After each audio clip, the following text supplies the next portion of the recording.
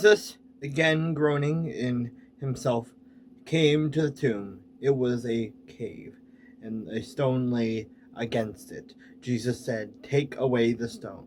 Martha, the sister of him who was dead, said to him, "Lord, by this time there is a stench, for he has been dead 4 days."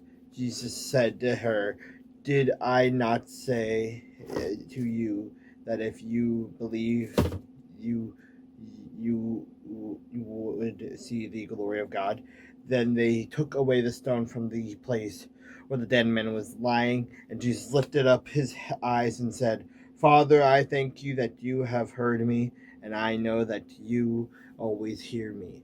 But because of the people who are standing by, I said this, that they may believe that you sent me." Now when he had said these things, he cried with a loud voice, "Lazarus, come forth!" And he who had died came out, bound hand and foot with grave clothes, and his face was wrapped with a cloth. Jesus said to him, "Loose him and let him go."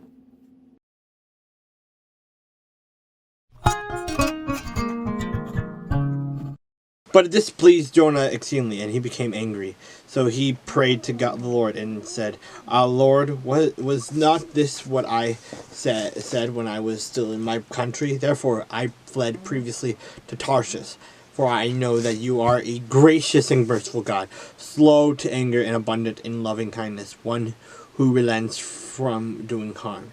Therefore now, O Lord, please take my life from me, for it is better for me to die than to live." Then the Lord said, "Is it right for you to be angry?" So Jonah went out of the city, and sat on the east side of the city. There he made himself a shelter, and sat under it in the shade, till he might see what would have become of the city. And the Lord God prepared a plant, and made it come up over Jonah, that it might be shade for him, to deliver him from his misery. So Jonah was very grateful for the plant.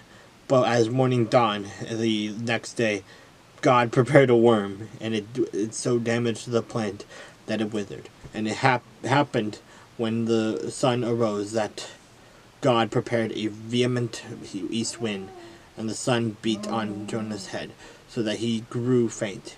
Then he wished for death for himself, and said, "It is better for me to die than to live." Then God said to Jonah, "Is it right for you to be angry about the plant?" And he said, It is right for me to be angry, even to die death." But the Lord said, "You have had pity on the plant for which you have not labored, nor made it grow, which came up in a night and perished in a night. And should I not pity Nineveh, that great city in which are more than 120,000 persons who cannot discern between their right hand and their left, and much livestock?"